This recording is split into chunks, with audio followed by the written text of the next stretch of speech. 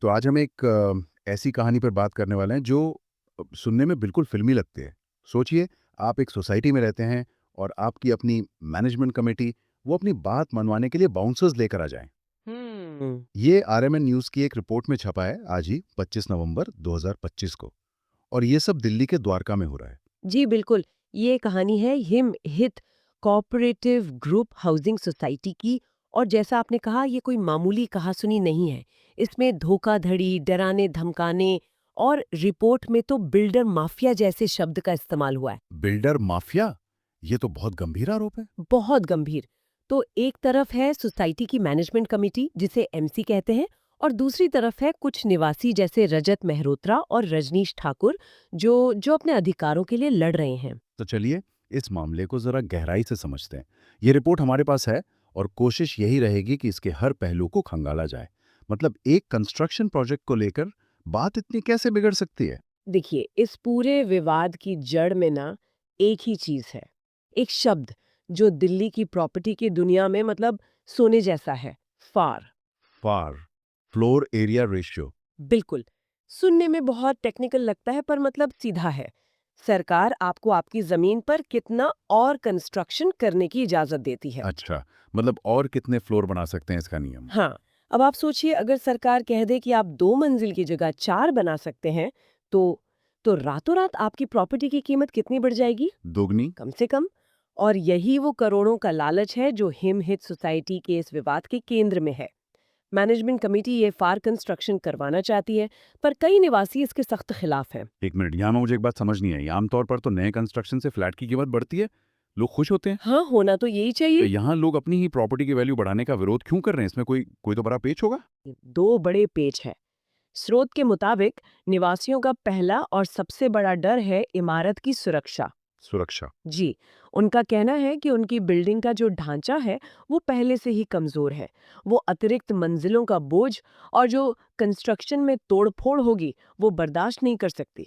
अच्छा। तो ये कोई छोटी-मोटी चिंता नहीं है, ये सीधे-सीधे सैकड़ों परिवारों की जान का सवाल है। और दूसरा पेज? दूसरा डर जुड़ा है दिल्ली की हवा से। रिपोर्ट में साफ-साफ लिखा है कि दिल्ली में प्रदूषण पहले से ही एक तरह की पब्लिक हेल्थ इमरजेंसी बना हुआ है। ये तो है। ऐसे में महीनों तक चलने वाले कंस्ट्रक्शन से जो जो जहरीली धूल उड़ेगी, जो शोर होगा, वो बच्चों और बुजुर्गों के लिए एक भयानक स्वास्थ्य संकट पैदा कर सकता है। तो ये लड़ाई असल में पैसे और सेहत के बीच की है। बिल्कुल। एक तरफ प्रॉपर्टी की बढ़ी हुई कीमत का लालच, और दूसरी तरफ अपनी जान और सेहत की फिक्र। यहीं से मामला वाकई बहुत गंभीर हो जाता है और रिपोर्ट ये भी बताती है कि मैनेजमेंट कमेटी इस प्रोजेक्ट को आगे बढ़ाने के लिए किसी भी हद तक जाने को तैयार है। पहला आरोप तो प्रक्रिया में ही धोखाधड़ी का है। 14 सितंबर 2025 को एक एजीएम हुई थी, है ना? क्या हुआ था उसमें? निवासियों का आरोप है कि उस एनुअल जनरल मीटिंग यानी एजीएम में खुलेआम धांधली हुई। धांधली। किस तरह की? एजीएम के जो मिनट्स होते हैं, मतलब जो ऑफिशियल रिकॉर्ड होता है मीटिंग का, हम्म। उनमें झूठी बातें लिखी गईं।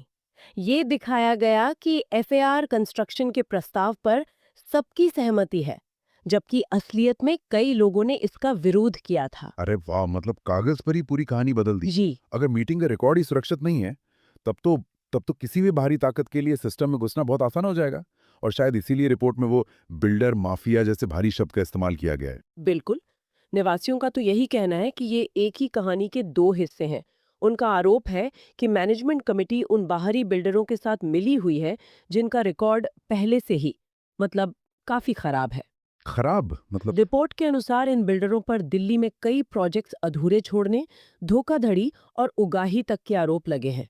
अच्छा। तो शक ये है कि पहले एजीएम के रिकॉर्ड में हेरफेर करके प्रोजेक्ट को कागज पर पास दिखाया गया, और फिर उस फर्जी सहमति के आधार पर इन दागी बिल्डरों को सोसाइटी में एंट्री देने की तैयारी है। लेकिन ये तो बहुत ही अजीब है। एक हाउसिंग सोसाइटी की मैनेजमेंट कमेटी जो खुद वहाँ के निवासी हैं, उन्हें बाउंसर्स की ज़रूरत क्यों पड़ेगी? सही सवाल है।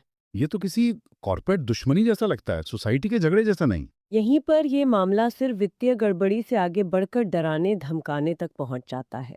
रिपोर्ट का सबसे चौंकाने वाला हिस्सा यही है।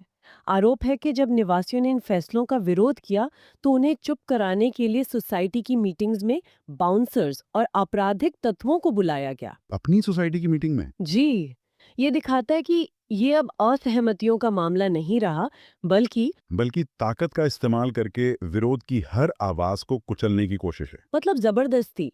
और ये जबरदस्ती सिर्फ शारीरिक नहीं है, रिपोर्ट में तो पैसे मांगने का भी जिक्र है। हाँ, और ये पूरी साजिश को और भी साफ कर देता है।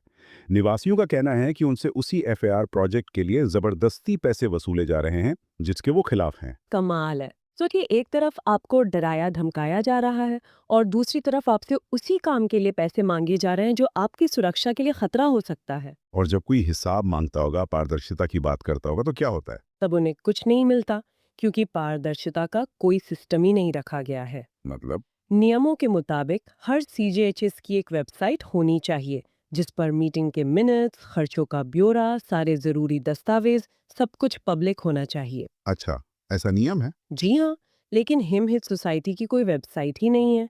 तो ये पारदर्शिता को खत्म करने का एक सोचा समझा तरीका लगता है, ताकि कोई सवाल ही ना पूछ सके।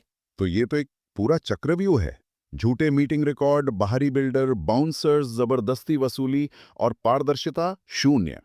ऐसे में ये निवासी कर क्या रहे हैं? उन्होंने कोई कदम उठाया? हाँ, और उन्होंने कानूनी रास्ता अपनाने की पूरी कोशिश की है। वे सबसे पहले गए रजिस्ट्रार कोऑपरेटिव सोसाइटीज यानी आरसीएस के पास। आरसीएस, ये एक सरकारी संस्था है जो इन सोसाइटियों पर नजर रखती है ना? बिल्कुल, ये दिल्ली की सभी हाउसिंग सोसाइटियों के कामकाज को रेगुलेट करती है। लेकिन क्या आरसीएस जैसी सरकारी संस्थाएं ऐसी शिकायतों को गंभीरता से लेती हैं? अक्सर तो मतलब यही सुनने में आता है कि ऐसी फाइलें धूल फांकती रहती है। यहाँ कुछ अलग हुआ। शुरुआत में तो ऐसा लगा कि कुछ ठोस कार्रवाई होगी। निवासियों ने दो मुख्य मांगे रखीं। पहली, मैनेजमेंट कमेटी के खिलाफ जांच हो, और दूसरी, उस 14 सितंबर की जो एजीएम थी उसे रद्द किया जाए। और आरसीएस ने क्या किया? आरसीएस ने मामले को गंभीर माना और 11 नवंबर 2025 को एमसी को एक नोटिस जारी किया। उस नोटिस के शीर्षक में ही गंभीर अनियमितताओं और भ्रष्टाचार जैसे शब्दों का इस्तेमाल था। अच्छा, मतलब सरकार ने एक्शन लिया। बिल्कुल।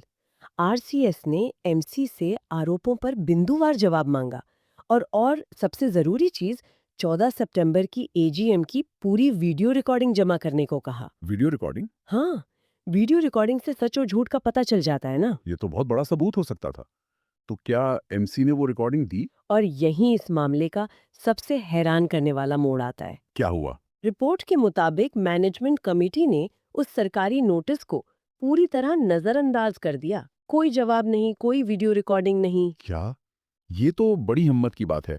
एक सरकारी नियामक संस्था आपको नोटिस भेज रही है और आप उसे रद्दी की टोकरी में फेंक देते हैं। जी, इसका मतलब तो यही है कि या तो उन्हें किसी का डर नहीं है, या फिर उन्हें किसी बहुत ऊंची पहुंच का भरोसा है। निवासियों को भी शायद यही लगा। जब सरकारी नोटिस का भी कोई असर नहीं हुआ, तब उन्होंने एक अलग रास्ता अपनाया। कौन सा? वे क्लीन हाउस नाम की एक एंटी करप्शन सर्विस के पास गए।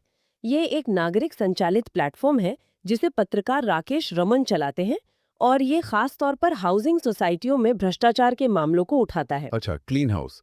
मतलब जब सिस्टम ने निराश किया तो नागरिकों ने खुद एक सिस्टम बनाया। आप ऐसा कह सकते हैं। तो इस क्लीन हाउस सर्विस ने क्या किया?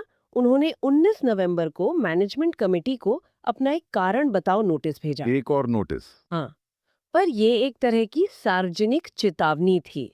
इसमें सभी आरोपों का जिक्र था और जवाब देने के लिए 22 नवंबर तक का समय दिया गया था। और इसका जवाब आया? नहीं, एमसी ने इसका भी कोई जवाब नहीं दिया। तो अब आगे, सरकारी नोटिस का जवाब नहीं, नागरिक मंच के नोटिस का भी जवाब नहीं। मामला अब कहाँ खड़ा है? मामला अब हम सबके सामने है।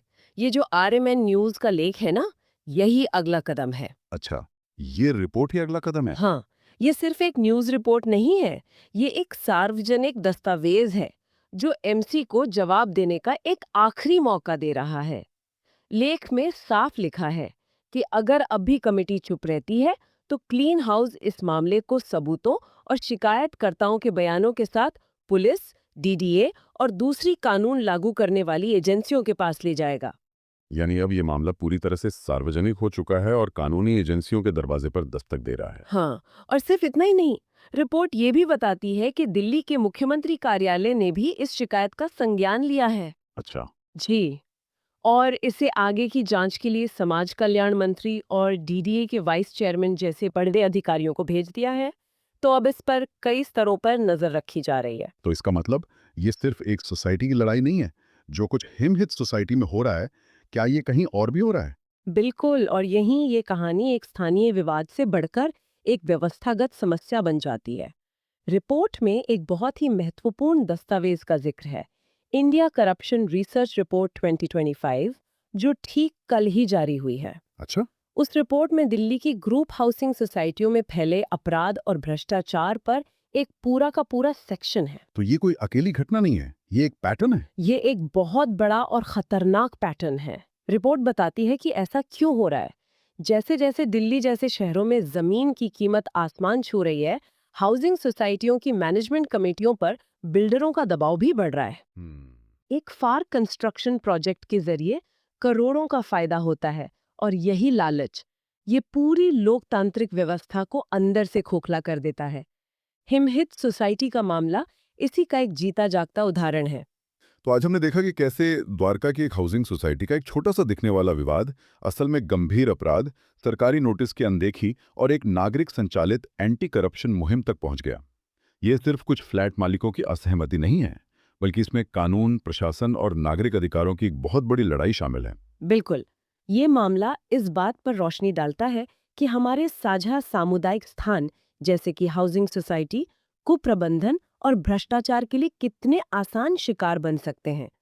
और ये केस ये भी दिखाता है कि पारदर्शिता, जैसे कि एक साधारण सी वेबसाइट का होना और निवासियों की सक्रिय भागीदारी, स्थानीय स्तर पर सत्ता को जवाबदेह ठहराने के लिए कितनी जरूरी है। और जब औपचारिक रास्ते काम करना बंद कर दें तब नागरिक मंच और मीडिया किस तरह दबाव बनाने का एक जरूरी और शक्तिशाली माध्यम बन सकते हैं। ये सच में एक केस स्टडी जैसा है जो हमें बहुत कुछ सिखाता है। बिल्कुल। और ये एक बहुत अहम सवाल भी हमारे सामने छोड़ जाता है। स्रोत में मैनेजमेंट कमेटी के कथित गलत कामों और निवासियों के संघर्ष पर तो ध्यान दिया गया है, लेकिन ये सोचने पर मजबूर करता है कि किसी भी समुदाय के भीतर ऐसा क्या होता है कि लोगों के बीच इतना गहरा विभाजन पैदा हो जाता है। वे कौन से दबाव या प्रोत्साहन हो सकते हैं जो एक लोकतांत्रिक रूप से चुनी गई कमेटी को उन्हीं लोगों के खिलाफ ऐसे कदम उठाने के लिए प्रेरित कर सकते हैं जिनका प्रतिनिधित्व करने के लिए उन्हें चुना गया था।